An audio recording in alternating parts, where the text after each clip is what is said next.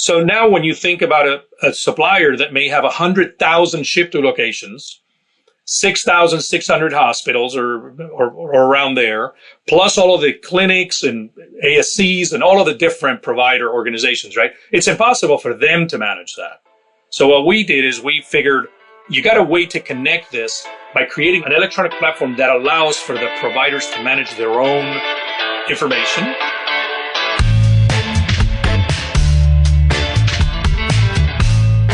Clock in, scrub up, and join us behind the red line. You're listening to First Case, a perioperative podcast bringing you exciting interviews, engaging discussions, and innovative solutions that are changing the way patients receive surgical care. Each episode, we talk to frontline staff, perioperative leadership, and nursing entrepreneurs from across the country as they share their stories, experience, and expertise on the industry we love. From the back table to the boardroom, from wheels in to wheels out, we tackle the real-life issues affecting the OR. Whether you're tuning in for surgical service education or inspiration, we're glad you're here. And now it's time to roll back and start the first case.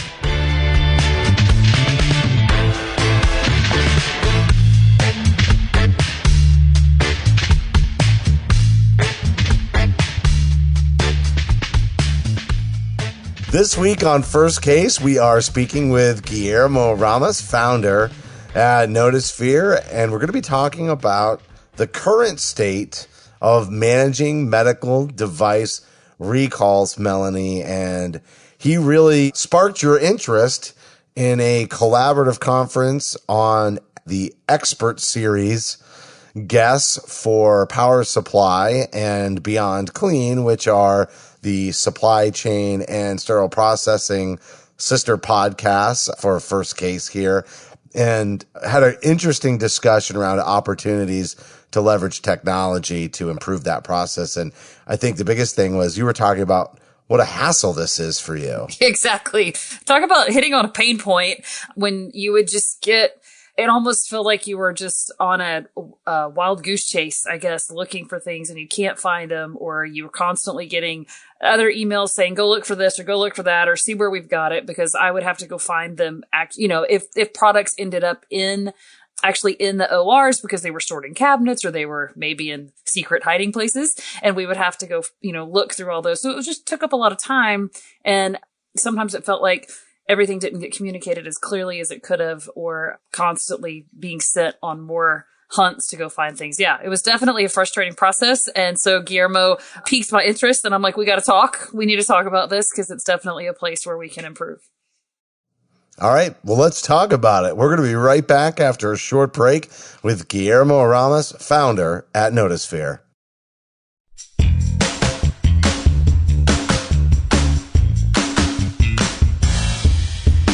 Hi, I'm Paul Wafer. I'm Melanie Perry. And I'm Justin Poulin. A 17 Studios production, you're listening to First Case.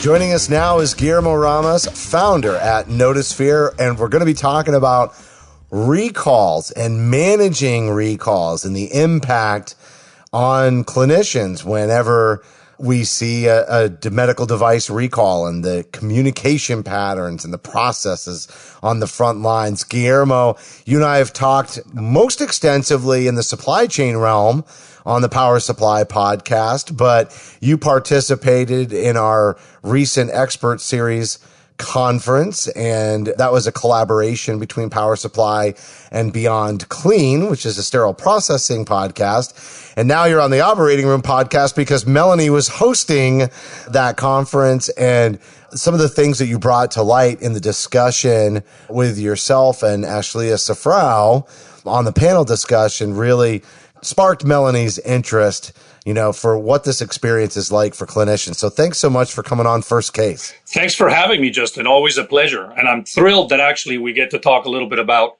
the clinical side of things as well. Yeah. Why don't you tell everybody your background and specifically how you, I almost want to say, found your way to starting Notisphere just by identifying a huge gap in the industry? Sure.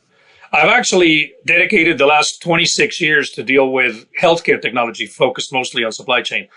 And, throughout those years, I've actually collaborated in many projects, and I've gotten to have an extensive network of folks that are very good at what they do, and they have a good understanding of a lot of the problems. In talking with them, you start realizing some of these issues that affect the industry.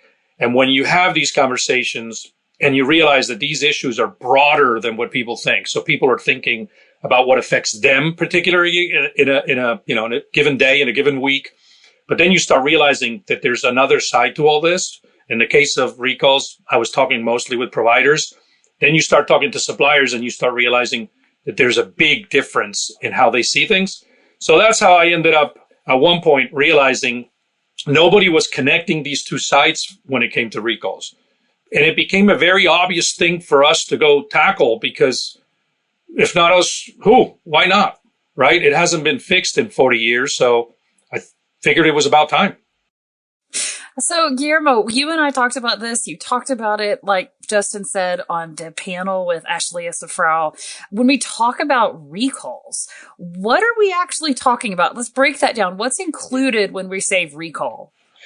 That's a great question, Melanie, because people typically tend to think about pulling items from a shelf when they hear the word recall, right? But in reality, a recall today is considered anything that requires a manufacturer to communicate to a provider. For example, it could be a field service alert. It could be an urgent product advisory, right? Things that mean you need to be using the product differently, or there's an update to this particular product. Now, here's one that almost nobody thinks about. Software updates. That's actually a recall. And as you can imagine, more and more now, right? Because almost everything is connected. Those are actually recalls, right? At the end of the day, the FDA expects a manufacturer to tell a provider your device needs to be updated. That's any communication going to the provider that's going to have an impact on an item that could obviously cause harm to a patient. That's a recall. Wow. Right? Yep. There's a lot of them. I didn't think about some of those, like a software update being included in a recall. My mental picture of recall is getting an email from somebody in supply or somebody that says, oh, hey, go look for this lot number and go find it and pull it off the shelf because it's been recalled for whatever reason. But there's a lot bigger reach to the word recall than just that pull it off the shelf because there's something wrong with it. I didn't think about that. So let's talk about the current process in the recall management in the industry. What are we doing right now? Okay, so the process today hasn't changed much from, basically 1976, believe it or not. And it involves a supplier deciding. Most of the recalls are actually voluntary, meaning the manufacturer decides to issue the recall. That accounts for probably like 99% of them. Now, that doesn't mean that they're not regulated by the FDA and that they don't have to file communication plans and do all these things that are regulated, right? But the manufacturer decides to issue a recall, files a communication plan with the FDA, and then proceeds to actually mail all of the affected locations, meaning any location that received an item that is affected by this recall needs to get a paper alert that tells them you're affected or you received an item that is affected. Okay. Now, to get you a sense of size for this, in some cases, these recalls can turn into 80,000 FedExes being sent, right?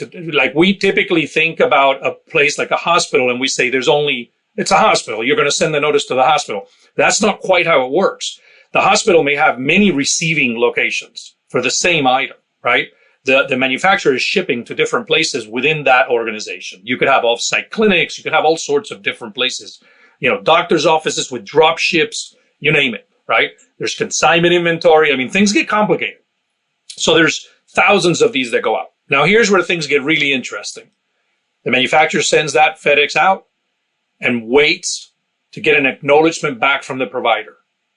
Now, you would think the provider has received the message, the next day because it's FedExed overnight. But the average in the country to receive that FedEx is about 16 days. And the reason for it, the manufacturer only knows where to send the FedEx based on where they shipped the item. That's not how a hospital manages recalls. They have a recall coordinator typically, if not more than one, right? Depending if you're centralized or not. And that person is responsible for then making sure that the standard approach to managing recalls is used in that organization. That's the only way the hospital can then later say, here's what we did. We did all of the things that we know we need to do, right? So as you can imagine, when 18 different FedExes show up around the organization at different departments and to different people, it's not going to help, right? A lot of times it causes confusion and it causes all sorts of questions. The perfect example of this is, a surgeon or somebody on a floor, risk management, whoever, receiving a recall alert and, picking up the phone and calling supply chain or sourcing, and they haven't received theirs. And there's a total disconnect at that point. You have a break in trust, right? That person's kind of going, well, if supply chain doesn't know that we have a recall, what are we doing? But the answer is it's not their fault, right? It's the process that's broken. Now, here's where it gets worse, and then I'll be quiet for a minute. But if you think about it, when the supplier sends all those notices, they don't know who's got them and who hasn't until the response comes back. The only thing they can do at that point is sit and wait. And they do for a month, sometimes 2. They tally up the responses and then they go, okay, maybe 20% responded. So now I got to send another wave of FedExes and so on and so forth. If it's a really serious recall, like a class 1, which means you can impact patients to the point of death, there could be 5 or 6 waves. But at this point, what you're really doing is elongating the time it takes for the recall to be taken care of, right? So it's crazy because the suppliers many times think they're just not getting a response because the hospital is not bothering to reply, but that's not the case. There's a whole bunch of other breakdowns in the process. It seems funny to me that they're still using paper in this process. Why isn't there an electronic method to notifying all the hospitals of this? And I know in my email subscriptions, I get recall subscription information all the time from about different manufacturers. So even if I may not use that item, I get the notification. So yeah. So that's great, Paul. So a couple of things there. One is, why is it paper? To be honest with you, that's the question I asked myself a couple of years ago, and I couldn't believe it, right? I mean, when you look at the regulations book from the FDA, they still, that language hasn't changed. They still talk about telegrams, which is crazy when you think about it. Right? Now, in defense of the FDA, I will say they also have come up with guidance that obviously encourage the use of electronic means. But there's a big difference between regulation and guidance. Guidance is not binding, right? It's not mandating. It's recommending or it's encouraging, right? But I will tell you that in some cases, you do see organizations that say, if it's not mandated by the FDA, I will not do it, right? They want to stay on the safe side. There's legalese that comes into play with all that. Now, to your point, Paul, there are, 15 plus years ago, there were a few services that came out that said, hey, we're going to tell you about all the recalls in the country so that if you're a hospital and you're concerned about missing out or being late on receiving an alert or something, we'll pool these things and give them to you. When that happened, there was about 300 recalls a year. So it seemed like a good idea, right? It's like, hey, I can go through 300 lines and figure out, based on my purchase history or whatever, what's happening. If you look at what's happened in the recall world in the last 7 years, the number of recalls has exploded. And that now has turned into hospitals receiving thousands of these alerts in these kind of fire hose feeds. And they're trying to figure out, did I buy it or not? Now, keep in mind, half of the recalls in the country are batch and lot specific. And these feeds don't provide that, right? Like there's, hospitals are not managing it that way. So they end up looking at everything by SKU. The amount of work people do that shouldn't be done, that could be avoided if we had the right connections, is crazy. We tallied it up recently with a very large health system, and we determined today about 80% of all of the inventory locations that get checked because of recalls should not be checked. There's no need, or there shouldn't be a need. Let me put it that way. There's a need today, obviously, because the process is broken. But if the process was perfect, they'd be doing 20% of the work they do today. which is not small. I can really feel that on a personal level, because I would get these notifications and they would say, hey, you need to go check and see if we've got this or if we have that because this has been recalled. Or one time, I think I told you this when we talked on the phone, there was a particular product that was recalled, and what they didn't communicate was the size of the product that was recalled, and we had various sizes of that item. And then all of a sudden we're trying to go get it, and they'd pulled everything off the shelf because they thought it was the entire brand when it was really only one particular size. And we were just up a creek with none of this item. And it was very, very frustrating. But, when you don't get all of the information you need to make the correct action for removing the correct item, it makes it challenging for everybody, for sure. Melanie, and on top of that, when you think about it, there's an additional inefficiency when you look at the industry as a whole, right? Which is with the current process and the confusion that all of this creates, there's a lot of product that goes back to the manufacturer that's perfectly valid product. It's not part of the recall, right? But now you have, that manufacturer has angry clients because they're asking for credits or exchanges and returns, right? They're trying to reconcile the fact that none of you guys are affected. None of this product is bad, but you just shipped it back to me. This happens all the time. I had a case of a supplier that told me they once had a small recall. It affected about, I think, 17 hospitals. And it was basically, it was a few batches or a few lots. They were expecting a couple of pallets of product coming back. But because of this inefficiency of all of this broadcasting and all of this stuff where a lot of people that are not affected by the recall get the alert, they ended up getting 2 18-wheelers full of stuff back, right? And 15,000 emails of people asking why they weren't alerted about the recall directly. So they're angry, and right? But at the end, the manufacturer is sitting there going, I sent the emails to the 17 hospitals that were affected. Sorry, not emails, the FedExes, to the 17 hospitals that were affected. Right. So there's a huge disconnect that creates an efficiency it's almost like an onion, right? There's layers and layers of inefficiency, and they just keep growing. What about the representatives of these companies that go into the hospitals? What role do they play in communication, whether or not something needs to be pulled off the shelf? Paul, that's actually interesting, and it varies a lot by supplier. But in some cases, the rep actually doesn't get involved until their account, their provider tells them that they're affected by the recall. So, which is, it's not intuitive for the provider, right? The provider expects their representative, their supplier rep to know. And yet in the process today, many times the rep doesn't know at all. And we've had cases where providers will go to a rep saying, am I affected by this recall? And the rep will say, I don't have no knowledge of nobody's told me anything, so you should be fine. And then they come to find out they're actually affected by the recall, right?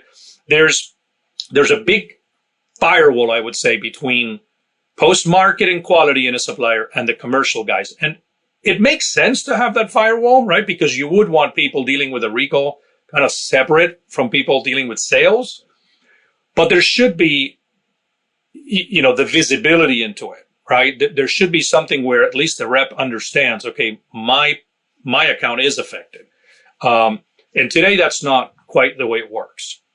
So, it's difficult. Now that's one case. There's other cases where there's miscommunication that creates a lot more headaches.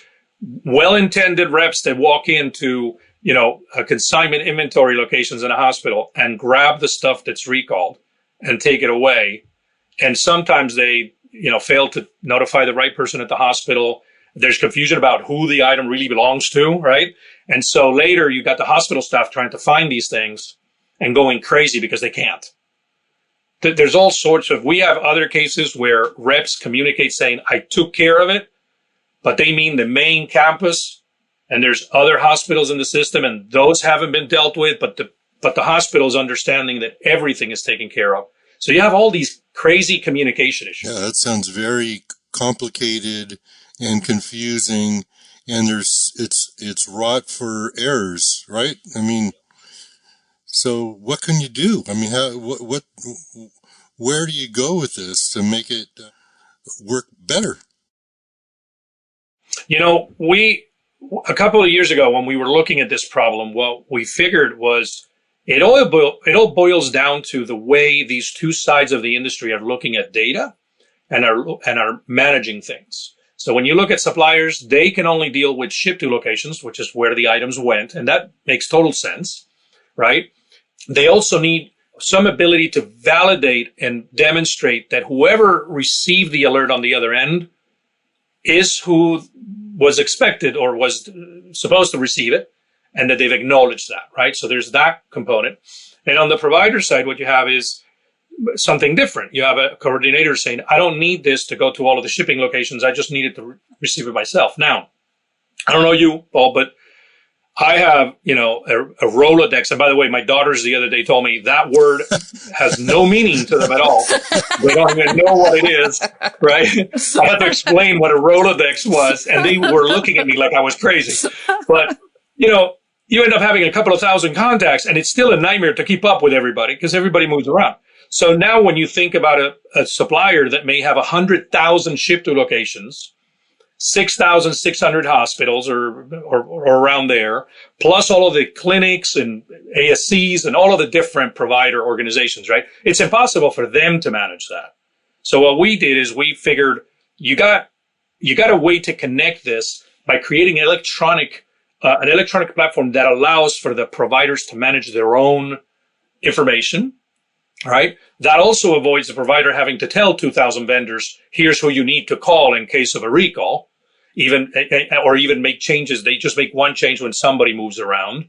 Right. The suppliers don't even need to think about all of that. You can connect all these things by making these electronic connections between the supplier and the providers. Takes time and effort, but it's worth it. Right. You can shave months from the process.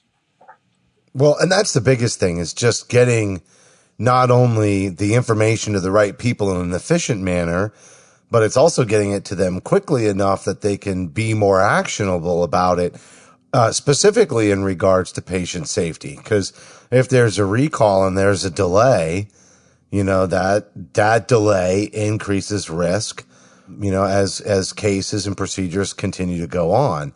So, Paul mentioned something about getting some of those alerts, but sometimes it could be a recall related to a lot.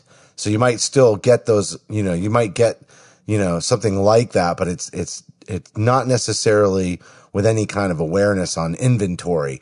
And I think that's where the opportunity for an electronic medium is to really, again, make that more efficient and identify. Plus, let's be honest, clinicians historically have been, notorious hoarders of supplies, because what happens if we don't? So there's always the hidden stock, and if we don't even know where that is, we're really in trouble. But I wanted to ask you a question, Guillermo, about the recall coordinators and what their backgrounds are. Is this a surgical tech? Is this somebody from materials management? Is it a nurse? Does it vary from one facility to another? I think it varies. Qualifications and who are doing these? Yeah, I think it jobs? varies. You do have people with very good value analysis background. There are, some are nurses, right?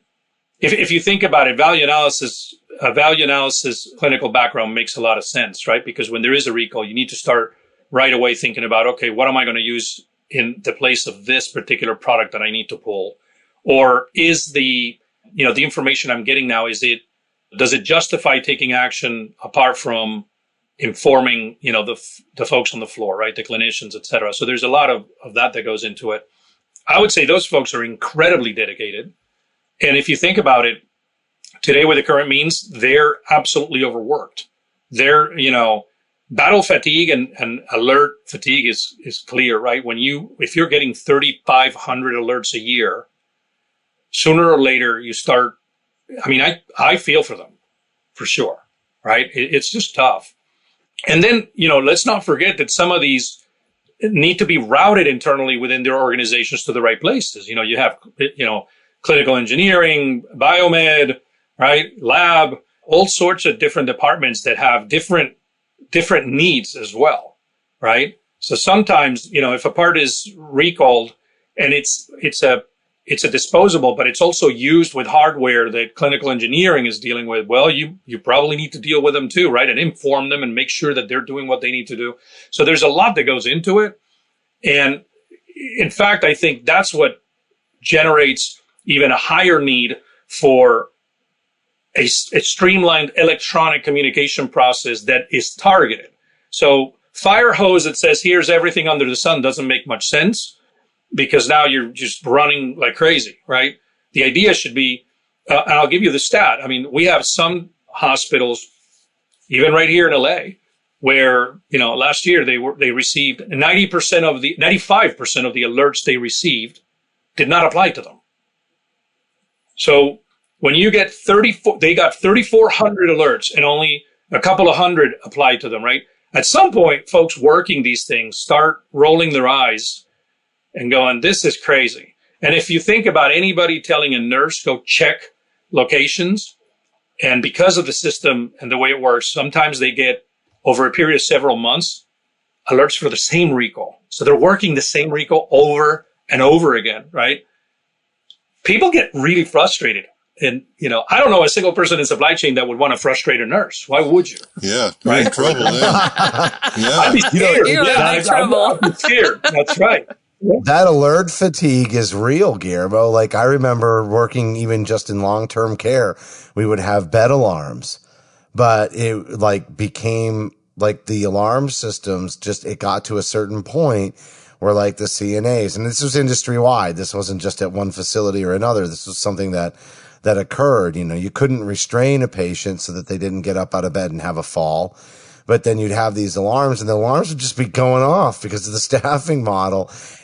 Or people would be like, they always get up. They never fall. And, it just got to a point where it was almost like the boy who cried wolf. It was too much, and it began to get ignored. And I think that's what you're saying, is that we run the risk of these alerts being ignored because they're not targeted and precise. So the experience is, here's another one that doesn't matter. Here's another one that doesn't matter. Here's another one that doesn't matter. And then eventually you just stop taking it seriously. It stops grabbing your attention. It's supposed to be an alert to something that's real. And when it's not real, eventually it diminishes value. Yeah, honestly, the hospitals have processes where folks obviously need to run some reports and try to validate if they have the item or not.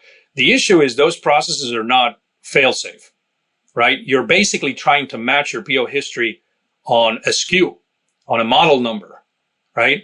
And those things are not perfect. There's a lot of times that things get bought freeform, so you might not match on the right catalog number because of a couple of special characters, those kind of things. So it's not like people will just ignore the alert altogether, but it is, very plausible that somebody runs a report, doesn't get a match and goes, we're good, without realizing, hey, wait a minute, we've actually been buying this product in the past, but because the report says no, I'm just going to keep going, right? That's one. I think the other one is to add to all this, because, it just gets worse and worse, right?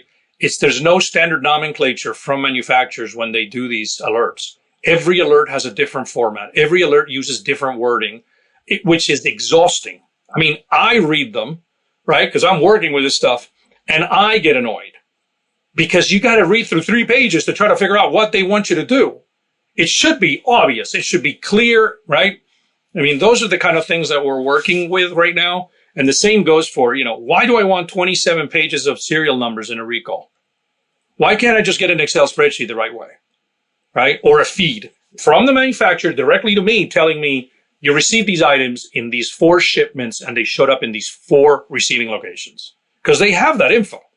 The manufacturer has better information than the hospital when it comes to this, right? And there's no guessing. That's how they determine who's affected, which is fascinating to me. You have the hospital, every hospital in the country today is doing PO history, running, trying to match stuff. But the real accurate data is on the other side, and they're just not connecting.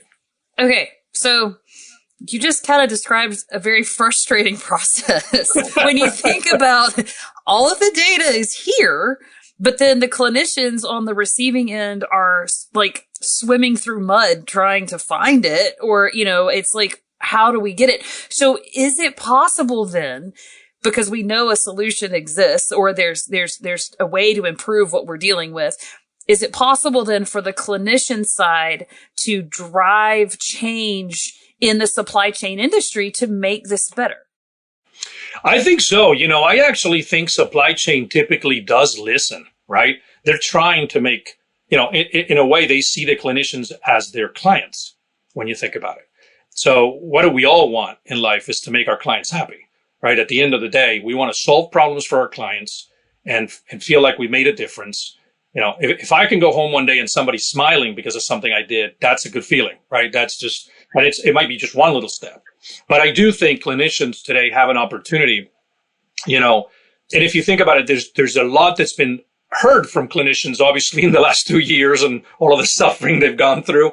Today, there are a lot of folks in hospitals and related organizations that are looking to improve processes and looking to do things better, and they're listening, right? So I would say any nurse, any clinician that can go to supply chain and say, listen, you can't keep doing this to me and telling me to work the same recall 4 times in 2 months, or telling me to go 5 times a day to check for stuff, right? When none of this really applies to us. That pressure, I think, makes the supply chain guys go, okay, let's stop for a minute and think. And let's think a little bit more strategically about how we fix this problem rather than just keep running like a hamster in a wheel, trying to keep patients safe, right? Yeah, instead of doing it the same way we've always done it, let's change. Sorry, Justin. No, and let's leverage technology. I mean, that's just like the biggest thing is, and there are areas of healthcare that are significantly advanced, and then there are others that really lag, in some areas. And what is interesting about this dynamic is it's really connecting 3 different stakeholders in traditionally, I don't want to say that they're in conflict, right? But there's always, if you talk about the supplier and then you talk about supply chain, there's always a certain amount of tension there because they're negotiating with each other. So we always say we want this transparency and we want them to work together. But the truth is so much transparency gives one side power over the other one, and they're both trying to kind of run a business. Then we have this other, and this is what really triangulates it. We have this classic tension between supply chain and surgeon or clinician.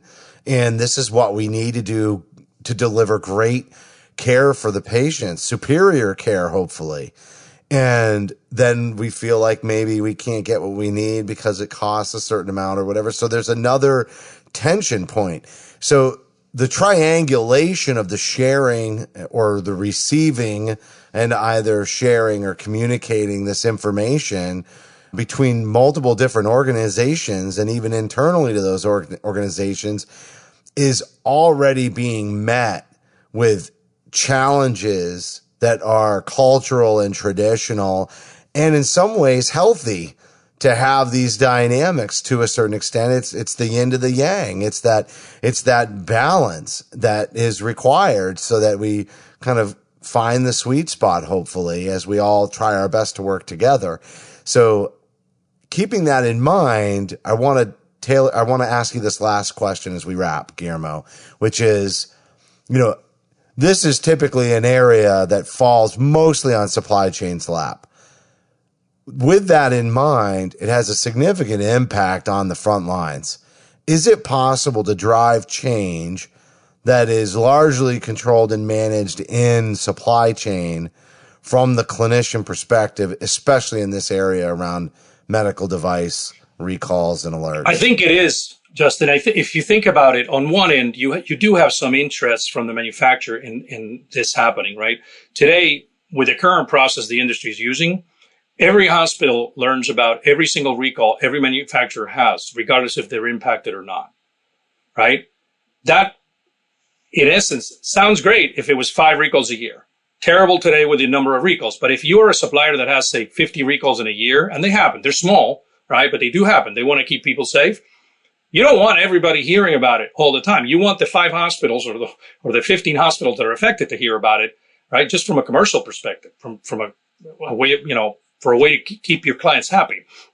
I actually think, when you look at the relationship between, say, surgeons and manufacturers, for example, there is, the surgeons and the reps, right?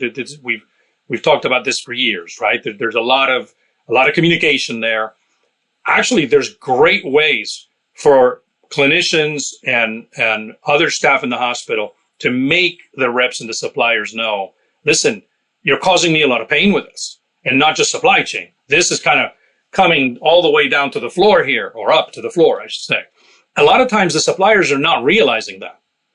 If you think about it, the folks that are working in post-market at a supplier are sending these letters, but they're not really understanding. They're really unaware. They're not doing this on purpose. They're not causing, pain on purpose. They're just thinking they're doing the right thing because it's the process that's in place.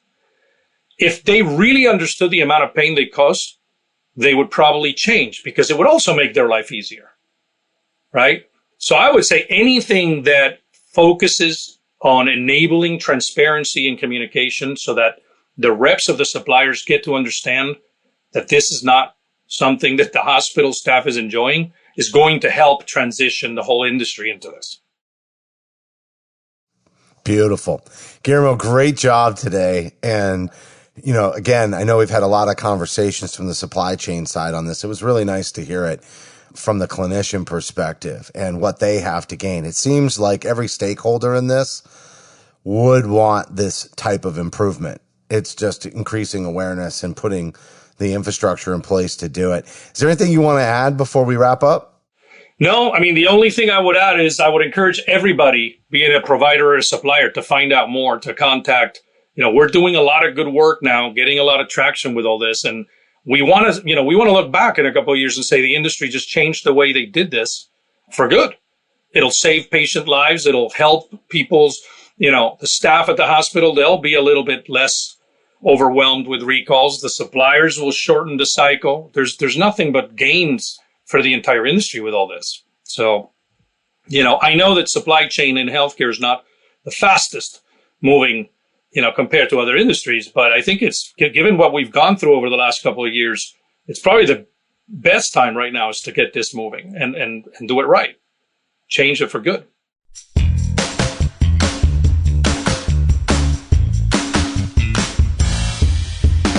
That was Guillermo Ramas, founder at Notisphere, and we're talking about recalls, recall management, and really the impact of increasing recalls and inefficiencies around the existing state process and what that impact is on the clinicians and how we can leverage technology, hopefully in the future to begin improving that and really reduce this alert fatigue, Paul.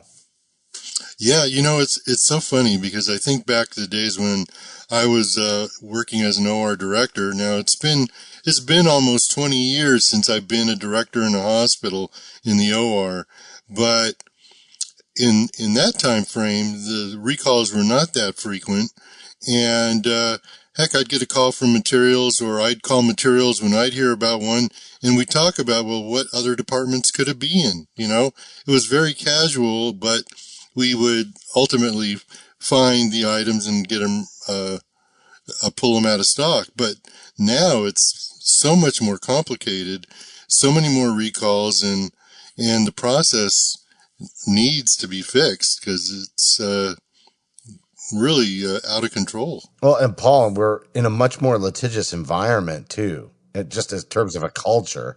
And so financially, with the way reimbursement has changed, that also has an impact on that, because it used to be revenue was just flowing through surgical services and hospitals were, doing very, very well. But when healthcare reimbursement changed, really what was already pretty small operating margins got really, really lean. And then the pandemic has hit everybody.